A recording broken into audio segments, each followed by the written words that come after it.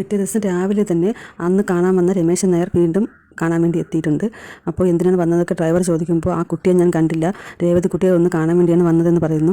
Gracamma anti ബെല്ലടിച്ചത് കേട്ട് തുറക്കാൻ വന്നപ്പോൾ രേവതി കുട്ടിയോട് പറയുന്നുണ്ട്, നീ നോക്കണ്ട, ഞാൻ ആദ്യം പോയി നോക്കട്ടെ ആരാണെന്ന്. അപ്പോൾ നോക്കിയപ്പോൾ രമേശൻ നായരെന്ന് മനസ്സിലായപ്പോൾ ഗ്രേസമ്മ ആൻറ്റി ഒന്ന് രേവതി കുട്ടിയോട് പറഞ്ഞു, തൽക്കാലം നീ പുറത്തേക്ക് വരണ്ട, അന്ന് നിന്നെ കാണാൻ വന്നില്ലേ ആ ആളാണ് വന്നിരിക്കുന്നതെന്ന് പറഞ്ഞു. രേവതി കുട്ടിക്ക് പക്ഷേ ആളിനെ കാണാൻ ഒരു ആകാംക്ഷയൊക്കെ തോന്നുന്നുണ്ട്. ഗ്രേസമ്മ ആൻറ്റി പറഞ്ഞു, വേണ്ട, നീ ഇപ്പോൾ വരണ്ട, അത് എങ്ങനത്തെ ആളാണെന്ന് നമുക്കറിയില്ലല്ലോ, ചിലപ്പോൾ മോശക്കാരനാണെങ്കിലോ നമുക്കൊന്നും അറിയാൻ പറ്റില്ല. ഇന്നത്തെ സമൂഹം വളരെ മോശമാണ്, ചിലപ്പോൾ നിന്നെ വഴിയിലേക്ക് വെച്ച് കണ്ടിട്ട് നിന്നെ തട്ടിക്കൊണ്ട് പോകാൻ വേണ്ടി വന്നവർ വേണമെങ്കിലും ആയിരിക്കാം എന്നൊക്കെ രേവതി കുട്ടിയോട് പറഞ്ഞിട്ട് അടുക്കളയിലേക്ക് പോകാൻ പറയുന്നു.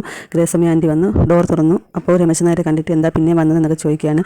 എനിക്ക് രേവതി കുട്ടിയെ ഒന്ന് കാണണമെന്ന് പറഞ്ഞു, ഇത്രയും രാവിലെ എത്തിയത് അവൾ പുറത്തെങ്ങോട്ടെങ്കിലും പോകുന്നതിന് മുമ്പ് കാണാൻ വേണ്ടിയിട്ടാണ്, എനിക്കൊന്ന് കണ്ടാൽ മാത്രം മതി എന്ന് പറഞ്ഞിട്ട് അയാൾ ഇരിക്കുകയാണ്. എന്നിട്ട് പറയുന്നു, ഒരുപാട് സ്വത്തുവകകളൊക്കെ ഉണ്ട്, കാശ് ഒരുപാടുണ്ട്, അല്ലാതെ ഞാൻ ഒന്നും കൊണ്ട് ഒന്ന് തട്ടിയെടുക്കാൻ വന്നതൊന്നും അല്ല എന്നൊക്കെ പറഞ്ഞിട്ട് അയാൾ സംസാരിച്ചുകൊണ്ടിരിക്കുകയാണ്.